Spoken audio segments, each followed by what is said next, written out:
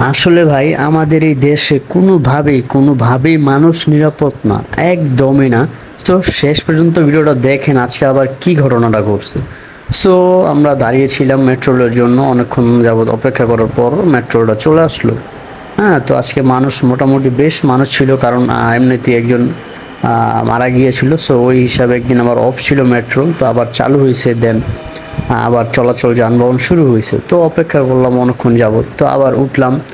ভাবলাম হয়তো সব ঠিক হয়ে গেছে, এখন যাওয়া যাবে। হ্যাঁ, তো এই চিন্তা ভাবনা করে যাক টিকিট মিকিট কাইটা উঠলাম। নামবো হচ্ছে সচিবালয়। তো উঠলাম, হঠাৎ করে আবার আপনার হচ্ছে ফার্ম গেট আসার পরে মাইকে বলতেছে মানে ট্রেনটি আর গন্তব্যে যাবে না, এখানেই নেমে যেতে হবে, একটু সমস্যা হয়েছে। মানে ওই যে কাজ কাম করতেছ না আবার। আচ্ছা যাক, ভালো কথা। মিরপুর 10-এর ট্রেনে উঠছি, 60 টাকা ভাড়া, সচিবালয় নামো। নামাই দিছে আমাকে হচ্ছে ফার্ম গেট। এই যে কত মানুষ এলো পাথালি নেমে গেছে, শুধু শুধু একটা আতঙ্ক সৃষ্টি আর কি।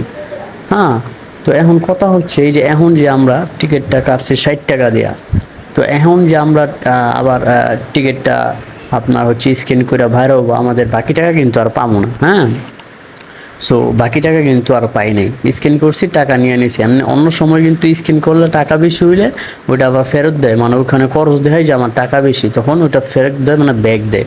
সো আজকে কিন্তু আর এটা করে না। এখন হিউজ পরিমাণ মানুষ, এত ভিড় ছিল, মানে টাকা লওয়ার তো কোনো সুযোগই নেই ভাই। টাকা তো গেছে গেছি। হ্যাঁ, 10 টাকা 20 টাকার ভাড়ার জায়গা 60 টাকা কাইটা নিয়ে নিয়েছে আর কি। মানে কি কমু ভাই, বলার কিছু নাই। হ্যাঁ, তা হচ্ছে আবার বাইরে আজকে বৃষ্টি পড়তেছে, প্রায় রাত 9টা বাজে গেছে অলরেডি। তো এখন তো মোটামুটি বাসায় যেতে অনেক সমস্যা হয়ে যাবে। তাহলে এই যে মানুষগুলা হয়রানি হইতেছে, হ্যাঁ, একটা মানে যেহেতু যাইতো না, ওরা আগে থেকে বলে দিলেই কিন্তু পারে, বা এটা অফ পরীক্ষা দিলে পারে। মানুষগুলা হয়রানি করে না, যার যার মতো অন্য অন্য যানবাহন দিয়ে চলাচল করতে পারে। এই যে হঠাৎ করে মাঝ রাস্তায় নামাই দিল, মানুষগুলা কে কই যাবে এখন, একটা সমস্যা না? বাইরে বৃষ্টি পড়তেছে।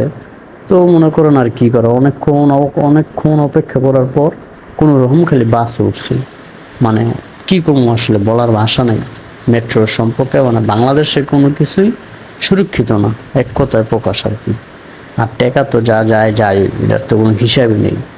তারপরে তো ছিনতাইকারী এইটা এটা আছে ভাই, খুব রিস্ক। বাংলাদেশে বাচ্চা থাকা খুব রিস্ক।